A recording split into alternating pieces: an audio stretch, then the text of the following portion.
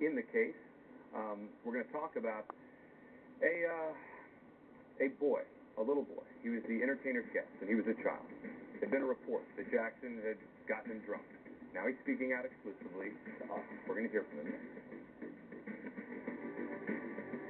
Boy, a lot of stories in Jackson today. 12-year-old boy, back in 1988, spent 4 days with Michael Jackson.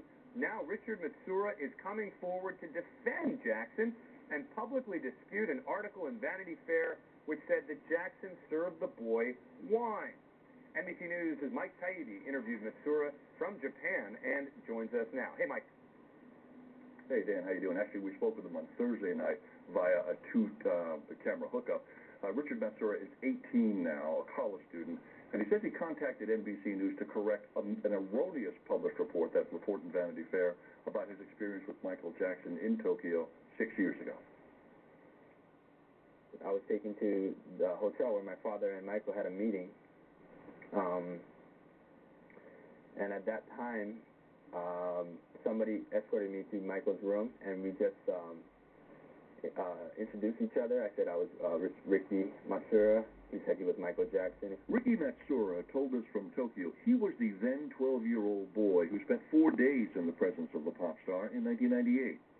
The boy described in a magazine article as having been supplied by one of Jackson's people with 3 soda cans filled with wine to the point where he became sick.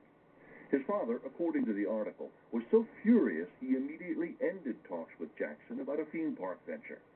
How much, if any of it, is true? Absolutely zero. Besides the fact of Michael Jackson coming to Japan in '98 and actually giving a press conference about this theme park business, all the other allegations and statements made about his trip to Japan in '98 are completely false. Completely false. Matsuura said his 4 days with Jackson were a memorable whirlwind that gave him a window into the mind of Michael Jackson. He says what he saw as a 12-year-old boy helped him understand what so many adults cannot. When he says sharing a bed, everybody's out to make it like he's, going to sexually molest them. And that's absolutely not true. He never had the chance to joke around as a kid, play water gun fights and that kind of thing. It was all strictly business pressure on him as a child. And that's what he seeks in children, is that worryless childhood. Matsuura says Jackson never said or did anything inappropriate over the 4 days he spent in his company. He says he did drink a champagne toast under his father's supervision and that he did later become sick. He's coming forward now on his own because he knows that at least one of the stories about Michael Jackson is untrue. I was there, I know everything that happened.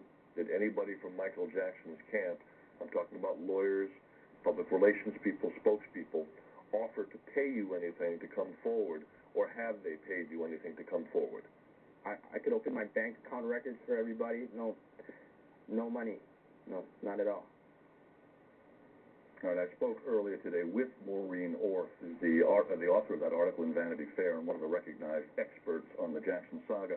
Ms. Orth acknowledges that she was never able to actually speak with Richard Matsura, but that she stands by her source for the story. And in fact, the magazine this afternoon, Dan, issued a statement saying that since hearing Richard Matsuura's account of what transpired in Japan in 1998, Vanity Fair has contacted its on-the-record source for the story, former Jackson Chief Financial Officer Myung-Ho Lee. And Lee says, I've read the Vanity Fair article, and I stand by everything I said in the article. Now, I should tell you, Dan, we also spoke with Ryusuke Matsuura, who's Ricky's father, and he stands by his son's version. So like so many other tales from the Jackson story, this is one where someone is clearly right and someone is clearly wrong. All right, Mike Taibbi is our guy out there on the Jackson story. Thanks, Mike. Appreciate it. All right, Dan. All right.